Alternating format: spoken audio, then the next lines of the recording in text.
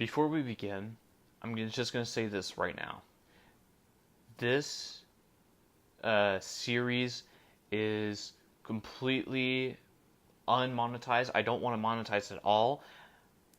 The following books, I give all necessary credit to JK Rowling and the Scholastic Publishing Company. This work is completely J.K. Rowling's own, and she owns all the rights to it. Now, with that in mind, let's begin Harry Potter and the Sorcerer's Stone. Harry Potter and the Sorcerer's Stone by J.K. Rowling, originally narrated by Jim Dale, now narrated by Kiloro Tsunouville, specifically for YouTube. Chapter 1, The Boy Who Lived. Mr. and Mrs. Dursley of number 4 Privet Drive were proud to say that they were perfectly normal, thank you very much.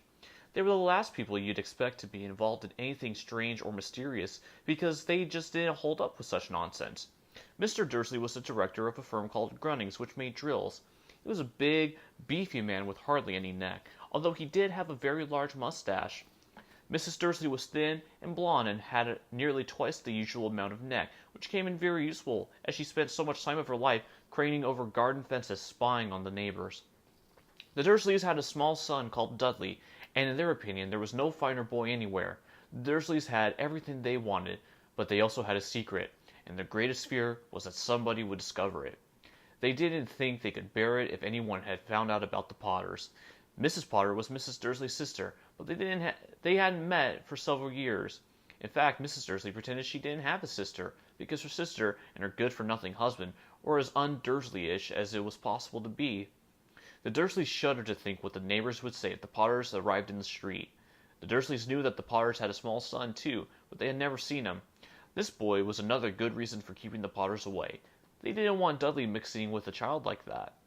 When Mr. and Mrs. Dursley woke up on a dull gray Tuesday, our story begins. There was nothing about the cloudy sky outside, to suggest that strange and mysterious things would soon be happening all over the country. Mr. Dursley hummed as he picked out his most boring type of work, and Mrs. Dursley gossiped away happily as she wrestled a screaming Dudley into his high chair. None of them noticed a large tawny owl flutter past the window. At 8:30, Mr. Dursley picked up his briefcase, pecked Mrs. Dursley on the cheek, and tried to kiss Dudley goodbye, but missed because Dudley was now having a tantrum and throwing his cereal at the walls. "Little tyke," chortled Mr. Dursley as he left the house. He got into his car and backed out of the number 4's driveway. It was on the corner of the street that he noticed the first sign of something peculiar, a cat reading a map. For a second, Mr. Dursley didn't realize what he had seen. Then he jerked his head around and looked again. There was a tabby cat standing on the corner of Privet Drive, but there wasn't a map in sight. What could he have been thinking of? It must have been a trick of the light. Mr. Dursley blinked and stared at the cat. It stared back. As Mr. Dursley drove around the corner and up the road, he watched the cat in his mirror. It was now reading the sign that said Privet Drive. No, looking at the sign, cats couldn't read maps or signs. Mr. Dursley gave himself a little shake and put the cat out of his mind. As he drove toward town, he thought of nothing except a large order of drills he was hoping to get that day. But on the edge of town, drills were driven out of his mind by something else. As he sat in the usual morning traffic jam, he couldn't help noticing that there seemed to be a lot of strangely dressed people about. People in cloaks. Mr. Dursley couldn't bear people who dressed in funny clothes, the get-ups you saw in young people. He supposed this was some stupid new fashion. He drummed his fingers on the steering wheel, and his eyes fell on a huddle of these weirdos standing quite close by. They were whispering excitedly to each other, together. Mr. Dursley was enraged to see that a couple of them weren't young at all. That man had to be older than he was, and wearing an emerald green cloak. The nerve of him! But then it struck Mr. Dursley that this was probably some silly stunt. These people were obviously collecting for something. Yes, that would be it. The traffic moved on, and a few minutes later, Mr. Dursley arrived in the Grunnings parking lot. his mind back on drills. Mr. Dursley always sat with his back to the window in his office on the ninth floor. If he hadn't, he might have found it harder to concentrate on drills that morning. He didn't see the owls swooping in past the broad daylight, though people in the street did. They pointed and gazed open-mouthed as owl after owl sped overhead. Most of them had never seen an owl, even at nighttime. Mr. Dursley, however, had a perfectly normal owl-free morning.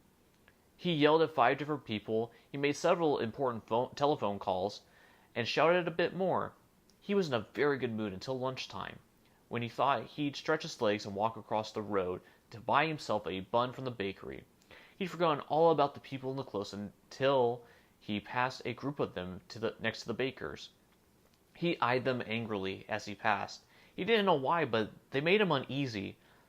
This bunch was whispering excitedly too, and he couldn't see a single collecting tin. It was on his way back past them, clutching a large donut in a bag, that he caught a few words of what they were saying. The Potters, that's right, that's what I heard. Their son Harry. Mr. Dursley stopped dead. Fear flooded him. He looked back at the whisperers as if he wanted to say something to them, but thought better of it. He dashed back across the road, hurried up to his office, snapped at his secretary not to disturb him, seized his telephone, and had almost finished dialing his home number when he changed his mind. He put the receiver back down and stroked his mustache, thinking. No, he was being stupid. Potter wasn't such an unusual name. He was sure that there were lots of people called Potter who had a son called Harry. Come to think of it, he wasn't even sure if his nephew was called Harry. He'd never seen the boy. It might have even been Harvey or Harold. There was no point in worrying Mrs. Dursley. She always got so upset at any mention of her sister. He didn't blame her. If he'd had a sister like that. But all the same, those people in cloaks. He found it a lot harder to concentrate on drills that afternoon, and when he left the building at 5 o'clock, he was still so worried that he walked straight into someone just outside the door. Sorry, he grunted, as the tiny old man stumbled and almost fell. It was a few seconds before Mr. Dursley realized that the man was wearing a violet cloak. He didn't seem at all upset at being almost knocked to the ground. On the contrary, his face split into a wide smile, and he said in a squeaky voice that made passers-by stare, "Don't be sorry, my dear sir, for nothing could upset me today. Rejoice, for you know who has gone at last. Even muggles like yourself should be celebrating this happy, happy day." And the old man hugged Mr. Dursley around the middle and walked off. Mr. Dursley stood rooted to the spot. He had been hugged by a complete stranger. He also thought he had been called a muggle, whatever that was. He was rattled. He hurried to his car and set off for home, hoping he was imagining things, which he had never hoped before, because he didn't approve of imagination. As he pulled into the driveway of number 4, the first thing he saw, and didn't improve his mood, was the tabby cat he'd spotted that morning. It was now sitting on the garden wall. He was sure it was the same one, and had the same markings around its eyes. "Shoo!" said Mr. Dursley loudly. The cat didn't move. It just gave him a stern look. Was this normal cat behavior? Mr. Dursley wondered. Trying to pull himself together, he let himself into the house. He was still determined not to mention anything to his wife. Mrs. Dursley had a nice, normal day. She told him over dinner all about Mrs. Next Door's problem with her daughter, and how Dudley had learned a new word, won't. Mr. Dursley tried to act normally. When Dudley had been put to bed, he went into the living room in time to catch the last report of the evening news. And finally, bird watchers everywhere have reported that the nation's owls have been behaving very unusually today. Although owls usually hunt at night and are hardly ever seen in the daylight, there have been hundreds of sightings of these birds flying in every direction since sunrise. Experts are unable to explain why the owls have suddenly changed their sleeping pattern. New Scouters allowed himself a grin. Most mysterious. And now, over to Jim McGuffin with the weather. Going to be any more showers of owls tonight, Jim? Well, Ted, said the weatherman, I don't know about that, but it's only the owls that have been acting oddly today. Viewers as far apart as Kent, Yorkshire, and Dundee have been phoning in to tell me that instead of the rain I promised yesterday, there have been a downpour of shooting stars. Perhaps people have been celebrating bonfire night early. It's not until next week, folks. But I can't promise a wet night tonight. Mr. Dursley sat frozen in his armchair. Shooting stars all over Britain, owls flying by daylight, mysterious people in cloaks all over the place, and a whisper about the Potters. Mrs. Dursley came into the living room carrying 2 cups of tea. It was no good. He'd have to say something to her. He cleared his throat nervously. Petunia, dear, you haven't heard anything from your sister lately, have you? As he had expected, Mrs. Dursley looked shocked and angry. After all, they normally pretended she didn't have a sister. No, she said sharply. Why? Funny stuff on the news lately, Mr. Dursley mumbled. Owls, shooting stars. There were a lot of funny looking people in town today. So? Snapped Mrs. Dursley. Well, I just thought maybe it was something to do with, her crowd. Mrs. Dursley sipped her tea through pursed lips. Mr. Dursley wondered whether he had dared tell her he had heard the name Potter. He decided he didn't dare. Instead, he said as casually as he could, "Their son. Be about Dudley's age now, wouldn't he?"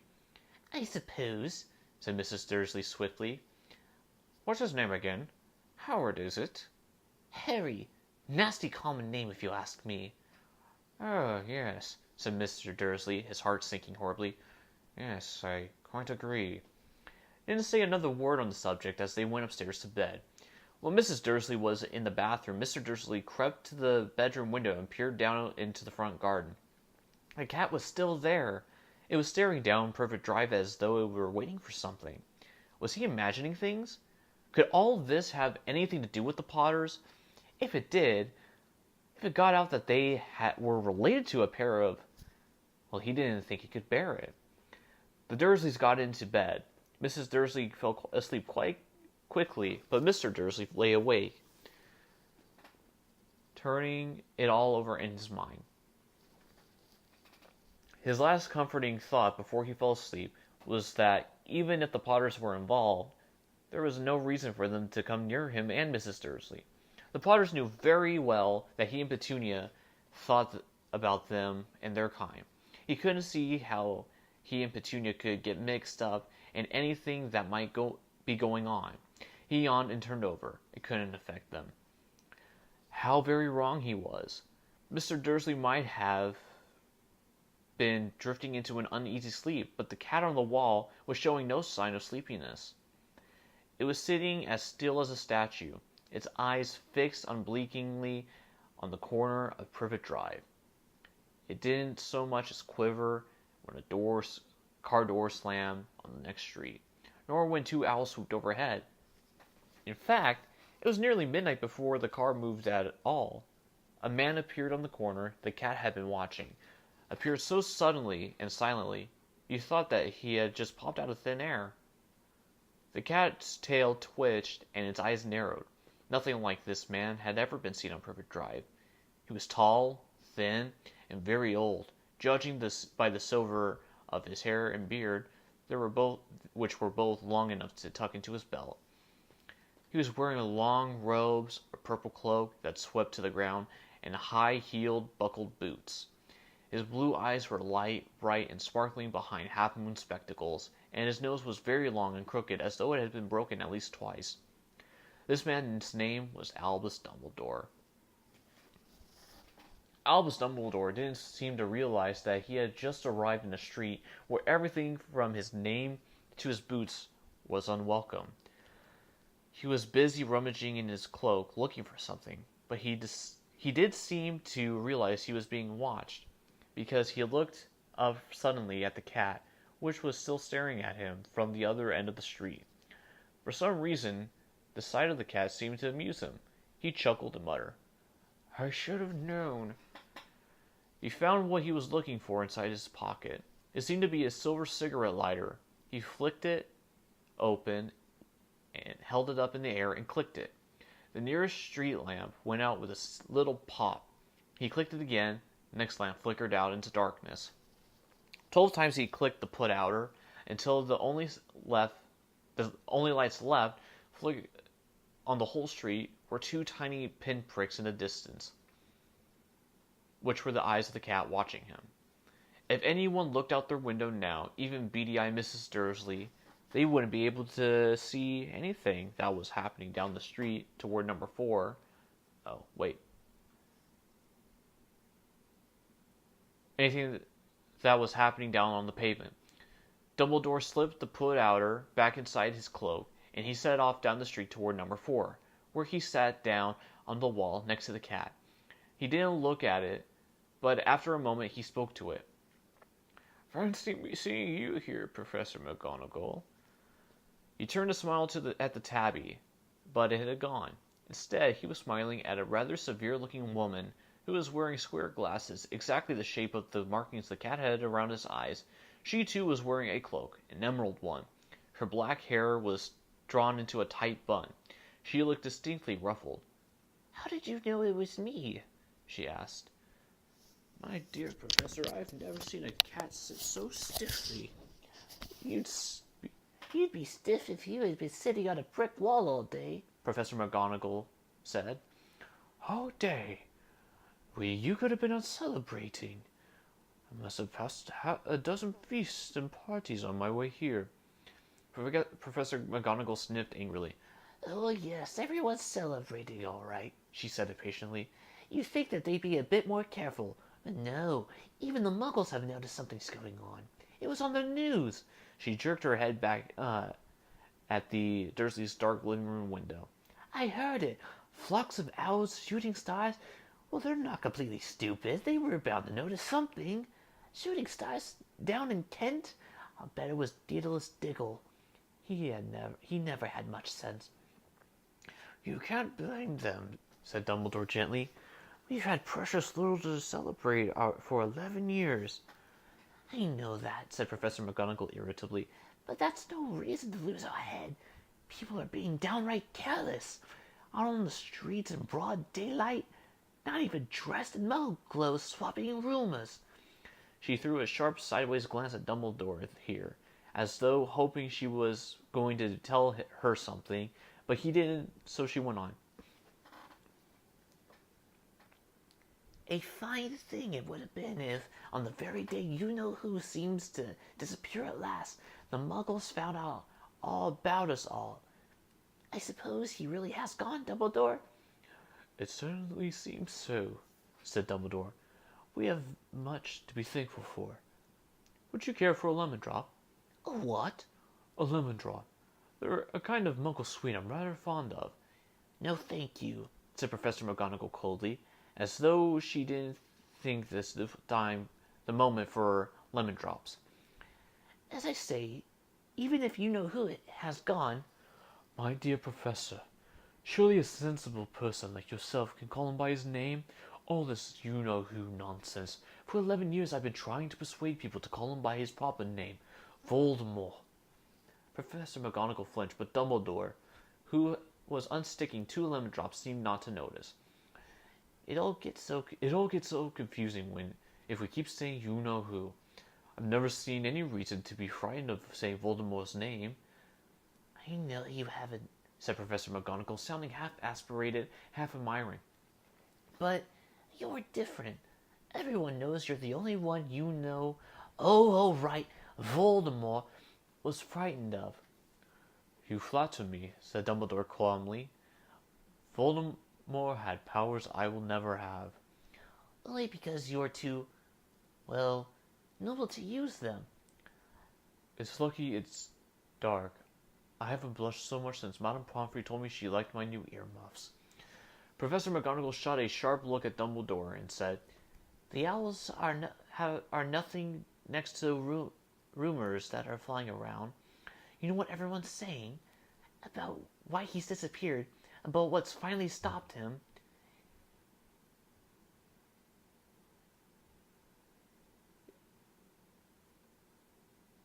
Shoot, I lost my place. I'm sorry. It seemed that Professor McGonagall had reached the point she was most anxious to discuss, the real reason she had been waiting on a cold, hard wall all day, for neither as a cat nor as a woman had she fixed Dumbledore with such a piercing stare as she did now. It was plain that whatever everyone was saying, she was not going to believe it until Dumbledore told her it was true.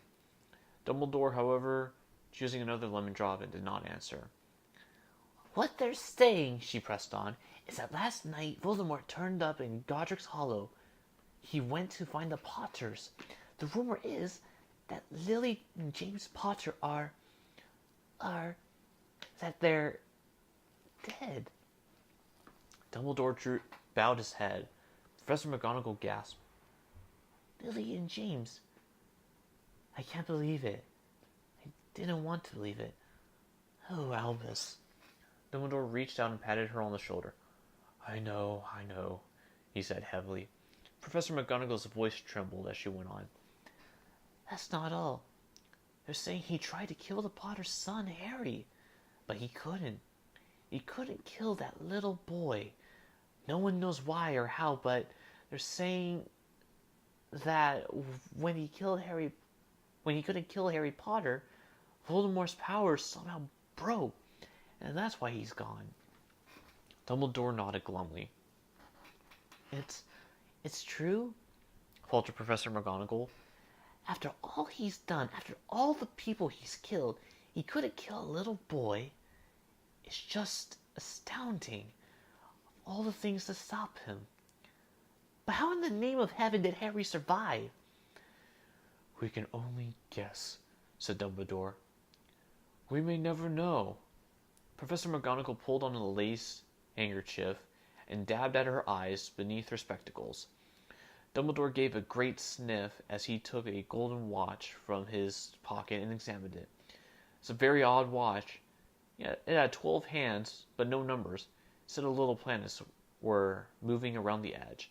Must have made sense to Dumbledore, though, because he put it back in his pocket and said, Hagrid is late. I suppose it was he who told you I'd be here, by the way. Yes, said Professor McGonagall. And I don't suppose you're going to tell me why you're here, of all places. I've come to bring Harry to his aunt and uncle. They're the only family he has left now. You can't mean these people who live here, cried Professor McGonagall, jumping to her feet and pointing at number 4. Dumbledore, you can't. I've been watching them all day. You couldn't find two people who are less like us.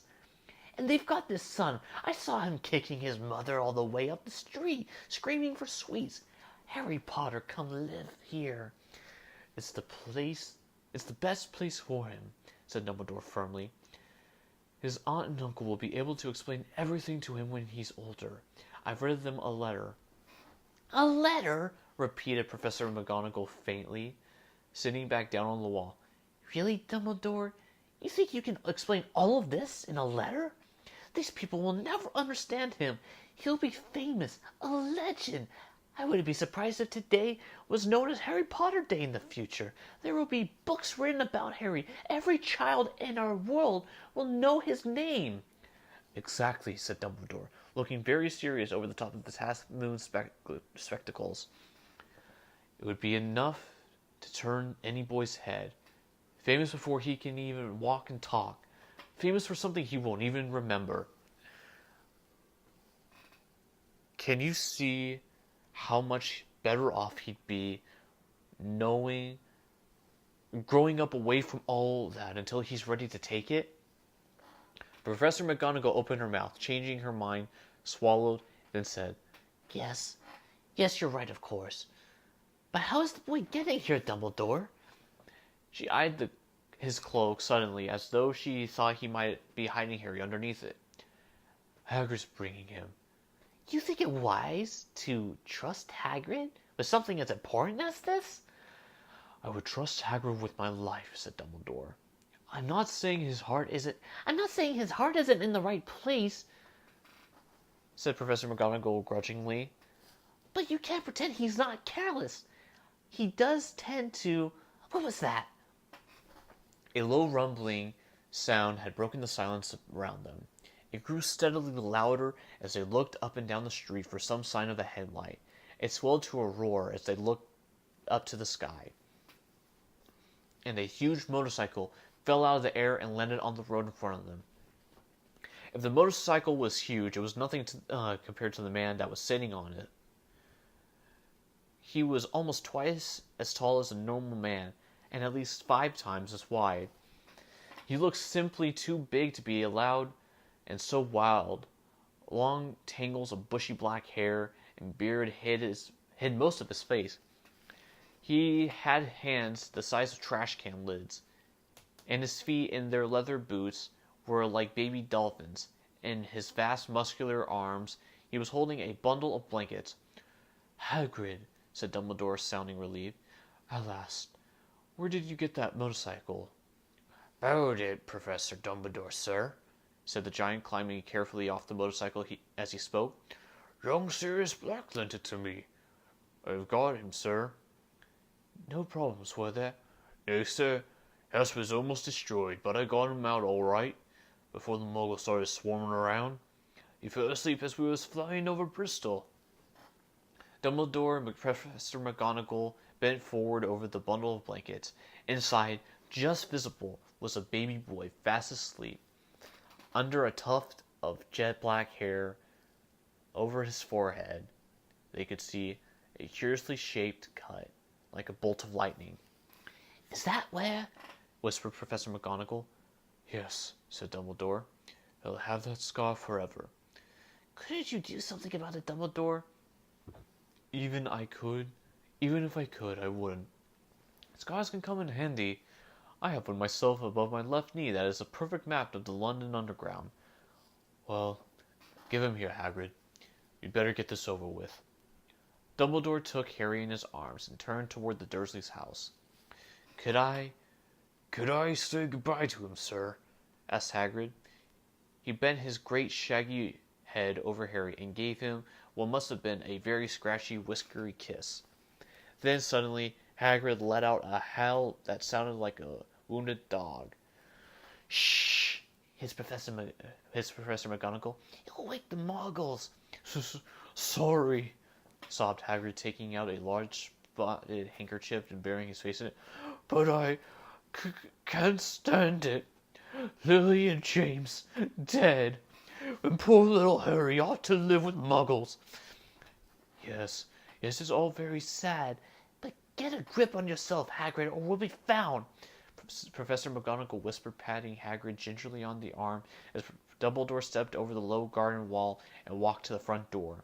He laid Harry gently on the doorstep, took a letter out of his cloak, tucked it inside Harry's blankets, and then came back to the other two.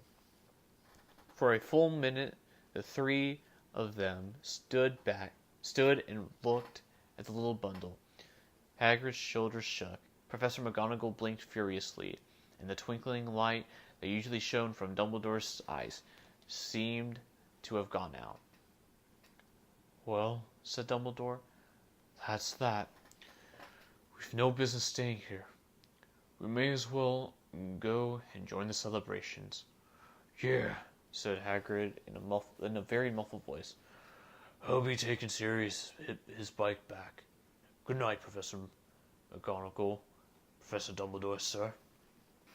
Wiping his streaming tears off his jacket sleeve, Hagrid swung himself onto the motorcycle and kicked the engine into life. With a roar, it rose into the air and off into the night. "I shall see you soon, I expect, Professor McGonagall," said Dumbledore, nodding to her. Professor McGonagall blew her nose in reply. Dumbledore turned and walked back down the street. On the corner, he stopped and took out the silver put-outer.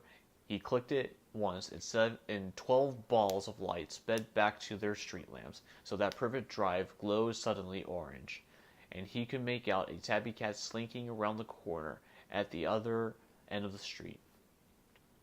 He could just see the bundle of blankets on the step of number 4.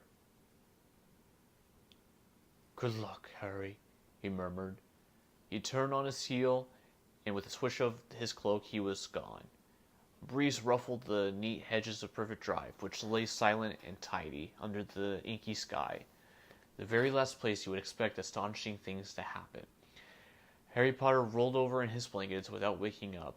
One small hand closed on the letter beside him, and he slept on, not knowing he was special, not knowing he was famous, not knowing he would be woken in a few hours' time by Mrs. Dursley's scream as she opened the front door to put out the milk bottles, nor that he would spend the next few weeks being prodded and pinched by his cousin Dudley. He couldn't know that at this very moment, people meeting in secret all over the country were holding up glasses and saying in hushed voices, "To Harry Potter, the boy who lived."